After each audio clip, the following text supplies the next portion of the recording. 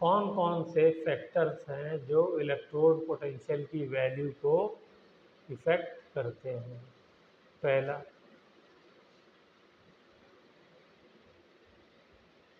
Nature of metal,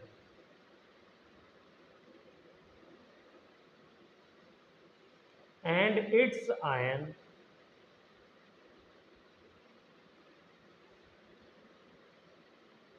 nature of metal and it's ion. इसका क्या मतलब हुआ? मेटल होगा, उसका आयन होगा, तो आयन के ऊपर कैसे डिपेंड कर रहा है, क्या कहानी है उसकी? देखिए, एक मेटल कभी कभी कई तरीके के आयन बनाता है। मिसाल के तौर पे मैं आयरन ले लेता हूँ, तो ये कभी Fe2+ भी बना सकता है और Fe3+ भी बना सकता है। तो ये कौन सी फॉर्म में कन्वर्ट हो रहा है, इस पर डिपेंड करेगा इलेक्ट्रोड पोटेंशियल। ठीक है, तो ये एग्जांपल लिख लीजिए। ऐसे बहुत सारे एग्जांपल आप लिख सकते हैं। कॉपर ही है, वो Cu+ और Cu2+। क्रोमियम है, Cr3+ एंड Cr6+। कौन सा आयन बन रहा है, इस पे डिपेंड करेगा।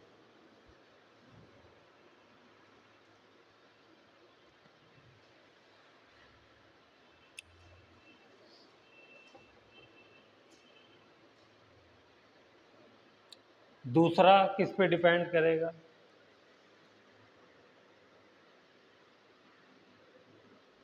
दूसरा है कंसंट्रेशन ऑफ मेटल आयंस। जो मेटल आयंस हैं सॉल्यूशन के अंदर, उनकी कंसंट्रेशन क्या है। ठीक है, कभी कभी हमको ऐसा इलेक्ट्रोड मिलेगा, जैसे पीछे हमने देखा गैस इसमें इन्वॉल्व होगी।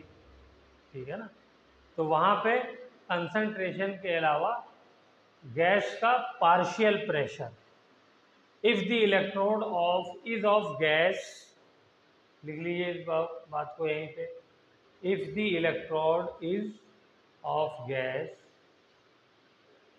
Then partial pressure of gas will affect the electrode potential। ठीक है, चलिए तीसरा जो है पॉइंट, वो हमारा आसान टेम्परेचर है।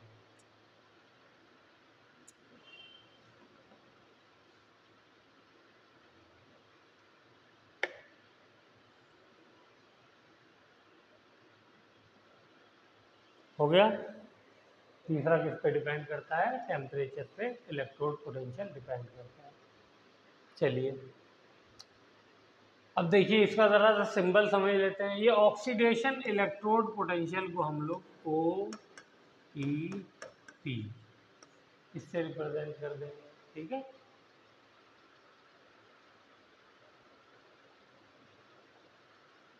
और रिडक्शन इलेक्ट्रोड पोटेंशियल को REP से रिप्रेजेंट कर देंगे।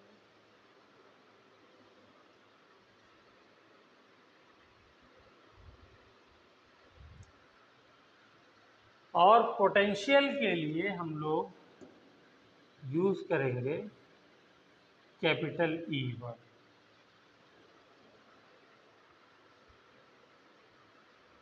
ठीक है, अब ये कैपिटल E जो है, ये क्या है? पोटेंशियल। लेकिन कौन सा वाला है, इसके लिए आपको यहाँ लिखना पड़ेगा। अगर ये ऑक्सीडेशन इलेक्ट्रोड पोटेंशियल है तो OEP लिखना पड़ेगा, और अगर ये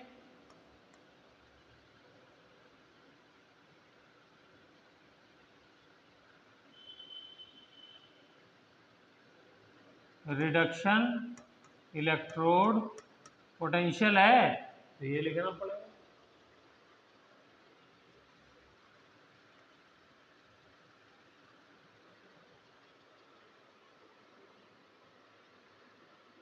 ठीक है, ओके।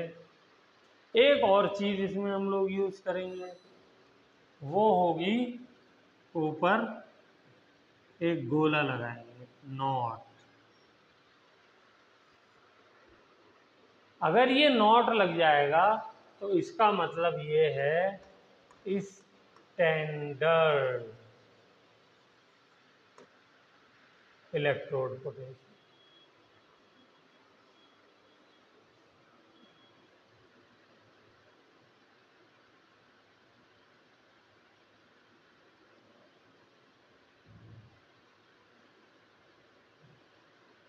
क्लियर हुई बात?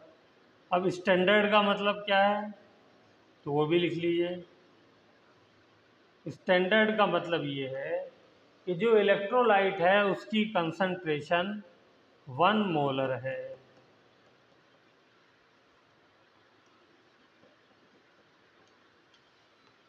ठीक है, इलेक्ट्रोलाइट की कंसंट्रेशन कितनी है? 1 मोलर। और जो प्रेशर है वो कितना है? 1 atm। और टेम्परेचर कितना है? टेम्परेचर है 25 डिग्री सेंटीग्रेड, या केल्विन में 298 केल्विन। अगर ये कंडीशंस हैं तो हमारा जो है इलेक्ट्रोड वो स्टैंडर्ड कंडीशन है। और सिंबल क्या यूज़ करेंगे? ई नॉट यूज़ करेंगे। ठीक है, अब जितने भी मेटल इलेक्ट्रोड्स हैं या नॉन मेटल इलेक्ट्रोड्स हैं, उन सबके स्टैंडर्ड इलेक्ट्रोड पोटेंशियल की वैल्यूज ये ऑलरेडी कैलकुलेट कर लीजिए। ठीक है, कैसे कैलकुलेट की गई है?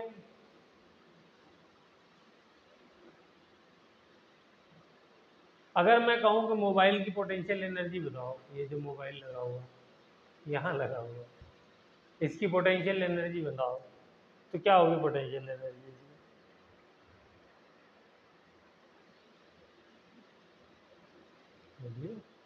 पोटेंशियल एनर्जी का फॉर्मूला क्या होता है?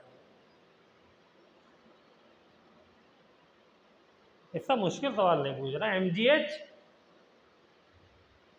यही तो होता है। तो इसका मास मोबाइल का, इसकी हाइट और ग्रेविटी। ठीक है ना, कोई इसमें डाउट है? ओके, लेकिन यहाँ पे मैंने और आपने एजम्पशन एक लिए है जो कि अनकॉन्शियसली हम लेते ही लेते हैं। वो क्या है? Reference point. हमने क्या माना है कि ये जो मेरा फर्श है ये इसका रेफरेंस पॉइंट है, लेकिन मैं ऐसा भी तो कर सकता था, रेफरेंस पॉइंट में नीचे वाले फ्लोर के फर्श को मानता, तो फिर नीचे से हाइट लेता और डिफाइन करता कि मेरा रेफरेंस पॉइंट ये है, या सी लेवल को लेता तो वहाँ पे मैं डिफाइन करता कि ये हाइट है। बाकी एम और जी में तो कोई फ़र्क नहीं पड़ रहा, लेकिन एच क्या है? एक रेफरेंस पॉइंट है और मैं क्या करता हूँ? उसको मान लेता हूँ। तो अर्थ के सरफेस को हम ज़्यादातर मान लेते हैं कि मेरा रेफरेंस पॉइंट है। और रेफरेंस पॉइंट का क्या मतलब होता है? रेफरेंस पॉइंट का ज़्यादातर मतलब ये होता है कि वहाँ पे वैल्यू उस चीज़ की हम ज़ीरो मान लेते हैं।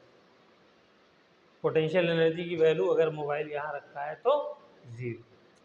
तो अब जितनी हाइट बढ़ जाएगी वो mgh हो जाएगी, लेकिन ये मैंने एज्यूम किया है। ठीक है, तो इससे बताना मैं ये चाह रहा हूँ कि ऐसे ही जो इलेक्ट्रोड का पोटेंशियल है इसके लिए भी हमने एक रेफरेंस बनाया है। वो रेफरेंस क्या बनाया है? वो रेफरेंस हमने हाइड्रोजन का इलेक्ट्रोड बनाया है। उसको हम लोग बोलते हैं स्टैंडर्ड हाइड्रोजन इलेक्ट्रोड। क्या बोलते हैं? Standard hydrogen electrode, SHE, she capital में तीनों लिख लिए। वो हम पूरी उसका हमारे सिलेबस में जो है वो डायग्राम भी है और सारी चीज़ें कई मरतबा बोर्ड में आ भी चुका है 2 नंबर के क्वेश्चन। तो वो जो पोटेंशियल देता है उसको हम ज़ीरो मान लेते हैं। ठीक है, अब जब मैंने उसको ज़ीरो मान लिया तो अब जिस मेटल का भी इलेक्ट्रोड मुझे निकालना है उसके साथ मैं कनेक्ट कर दूंगा उसको। सपोज मैंने शी ले लिया,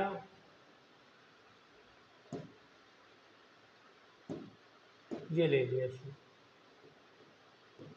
स्टैंडर्ड हाइड्रोजन इलेक्ट्रोड डायग्राम बाद में बनाएंगे, ठीक है ना। इसका पोटेंशियल इलेक्ट्रोड का नापना है मुझको, तो मैं क्या करूंगा, यहाँ पे मीटर लगाऊंगा, वोल्ट मीटर, इसके साथ कनेक्ट कर दूंगा। ठीक है, जो रीडिंग आएगी वो मैं क्या मान लूंगा, इस वाले इलेक्ट्रोड की रीडिंग। ये रीडिंग इधर ज़ीरो है, इधर गई राइट में तो पॉजिटिव, लेफ्ट में गई तो नेगेटिव। पोटेंशियल इधर आई तो कह देंगे पॉजिटिव है, इधर गई तो नेगेटिव है। ठीक है ना। इसके साथ लगाया शी को, स्टैंडर्ड हाइड्रोजन इलेक्ट्रोड को, तो इसकी रीडिंग आ जाएगी। वो रीडिंग हमारी क्या है, वो सब टेबल में लिखी हुई है। एनसीईआरटी में पूरी 25-30 element plus compound plus metal non metal सबकी दी हुई है। ठीक है, वो भी हम पढ़ेंगे। तो ये टेबल दी हुई है, लेकिन ये सब जो यानी रीडिंग्स हैं वो सब की सब स्टैंडर्ड कंडीशन में, सब किसमें है, स्टैंडर्ड कंडीशन में। क्लियर हो गई बात। तो ये हम लोग सारी चीज़ें नेक्स्ट लेक्चर में पढ़ेंगे। आज थोड़ा सा हम लोग करते हैं इलेक्ट्रोड पोटेंशियल निकालने का फॉर्मूला देखते हैं। क्या है formula, E not of cell. जैसे मैंने सेल बनाई थी पिछले लेक्चर में, क्या नाम था उसका, डैनियल सेल। डैनियल सेल बनाई थी ना।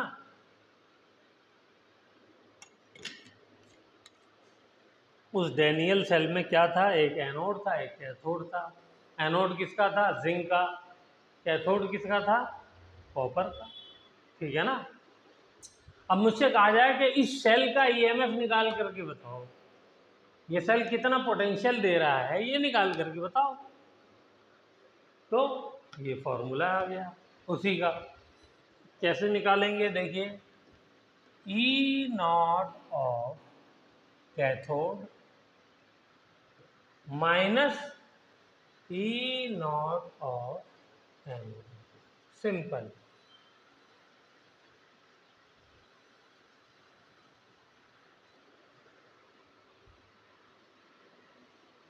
ओके, कैथोड पे क्या था, कैथोड पे कॉपर था। तो अब हमको क्या दिया होगा, क्वेश्चन के अंदर दिया होगा ई नॉट ऑफ कॉपर। ठीक है, कॉपर अगर ऐसे दिया हुआ है Cu2 प्लस, तो ये कौन सा पोटेंशियल होगा,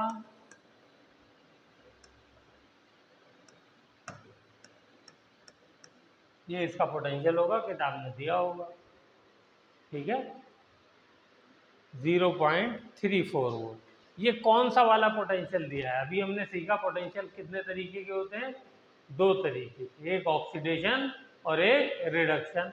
तो ये कौन सा वाला है,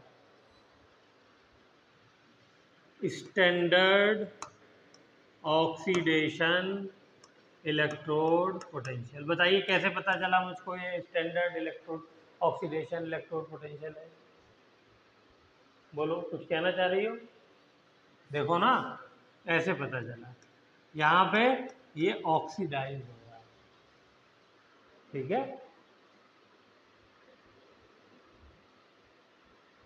ठीक। अगर मैं कहूं कि स्टैंडर्ड रिडक्शन पोटेंशियल लिखिए, तब कैसे लिखेंगे, लिख सकते हैं, उल्टा कर देंगे, जस्ट हो जाएगा Cu2 plus aqueous oblique Cu solid. क्या हो गया ये, standard reduction electrode potential.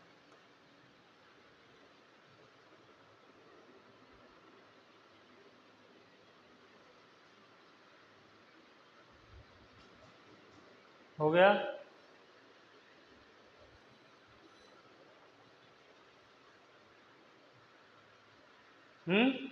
Value क्या होगी? यस, अभी पीछे तो बताया था। कहाँ बताया था? अरे बोला था, लिखना भूल गया। जो इसकी वैल्यू होगी ये इसका माइनस होगी।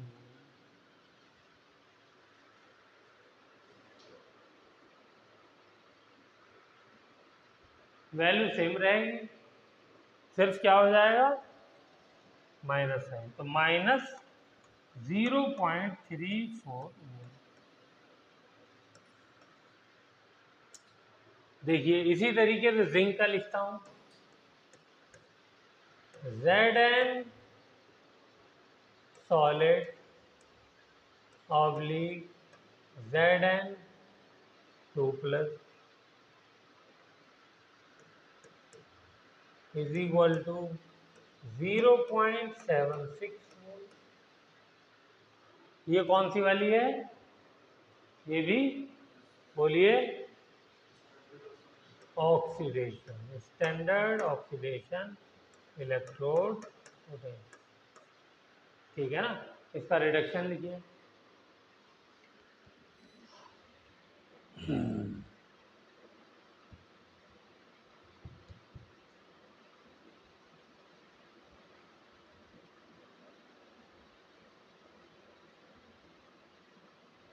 हो गया? फॉर्मूले में वैल्यू रखिए और आंसर निकालिए।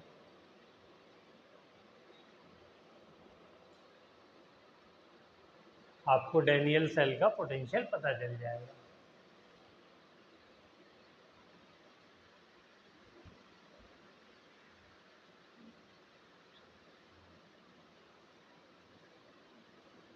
अच्छा एक चीज़ सॉरी और बता दूं, वो लिख लीजिए, नोट करके लिखिए, note. According to IUPAC rule,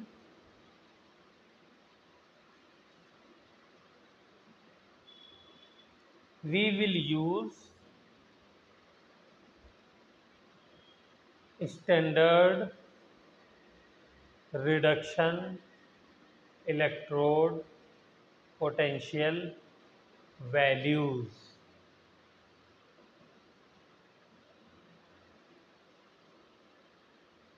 और ये वैल्यू जो है मैंने गड़बड़ कर दी है, ये माइनस है, ये प्लस हो जाएगी, वो तो सही है।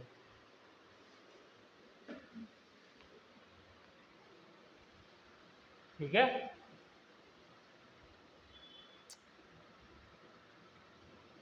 तो हमें क्या करना है?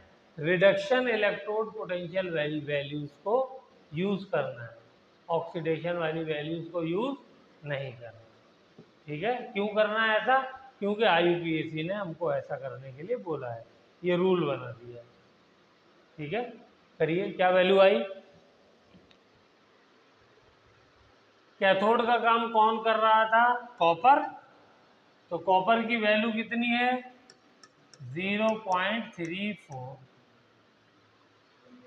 एनोड का काम कौन कर रहा था? जिंक। और जिंक की वैल्यू बताइए क्या है? हाँ, -0.76। ठीक है बेटा?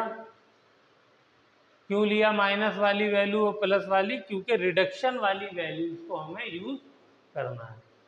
तो क्या आ जाएगा आंसर? 1.1 वोल्ट। और मैंने जब जंक्शन जंक्शन पोटेंशियल कराया था उसमें बताया था ये वैल्यू आती है। तो ये देखिए आज आपको पता चल गया कि ये वैल्यू आ गई। ठीक है? तो डैनियल सेल जो है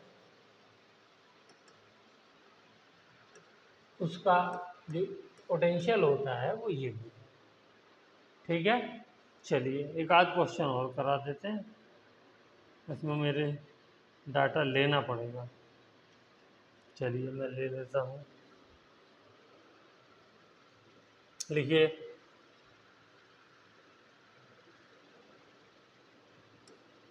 Ni oblique Ni2 plus aqueous Ag plus aqueous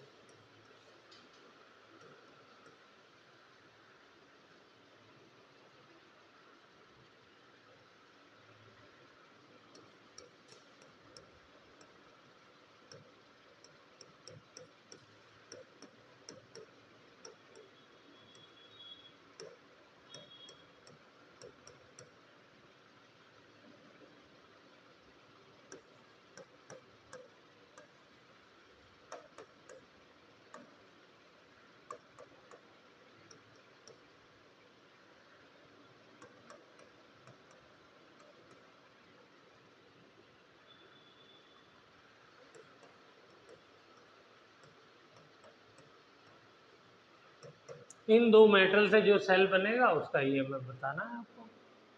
बताइए।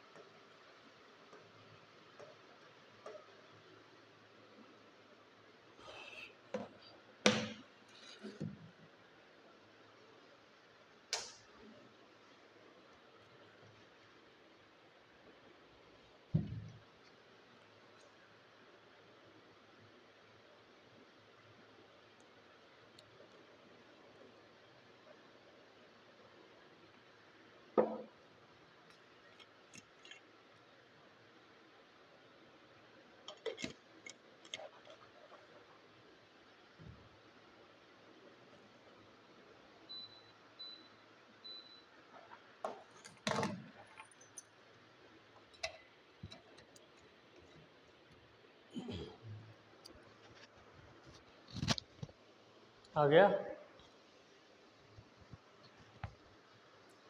क्या आया बोलिए।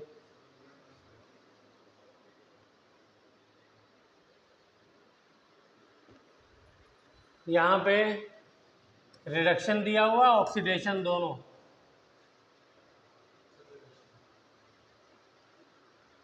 हाँ बेटा तुम बताओ, ये पोटेंशियल कौन सा यूज करना है? रिडक्शन। तो रिडक्शन दिया, ऑक्सीडेशन दिया, रिडक्शन दिया, बस। तो फिर क्या करना है, सीधा फॉर्मूला रख दिए। तो ई of cathode minus E of anode. कभी कभी आपको ऐसे भी मिल जाएगा, ई of right minus E of left. अच्छा, नॉट लगाना ज़रूरी है क्योंकि ये फॉर्मूला भी वैलिड है स्टैंडर्ड कंडीशन के लिए, ठीक है, इसलिए नॉट लगाना ना भूलें। अब इसकी वैल्यू रख दी है, तो दोनों हमारा क्या दिया हुआ, रिडक्शन। तो इसमें से कैथोड कौन सा वाला है, ये वाला। तो Ag की वैल्यू पहले रखेंगे 0.8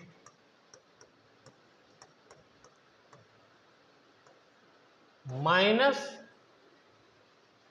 ऑफ माइनस 0.25। तो क्या हो जाएगा, ये 1.05 वोल्ट, ठीक है। हाँ। तो यहाँ पे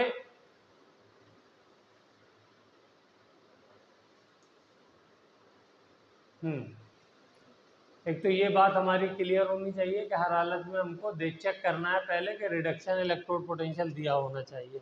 नहीं दिया है तो हम उसको साइन लगा करके हैं चेंज कर लेंगे। एक चीज़ ये वाला होमवर्क में कर लीजिएगा। दूसरी चीज़,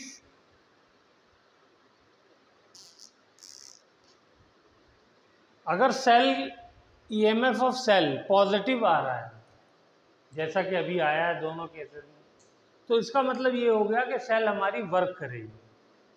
ठीक है, सेल हमने जो मेटल लिए हैं और जिस ऑर्डर में उनको लगाया है, इलेक्ट्रोड बनाए हैं, वो सेल काम करेगी, वो हमको ईएमएफ देगी।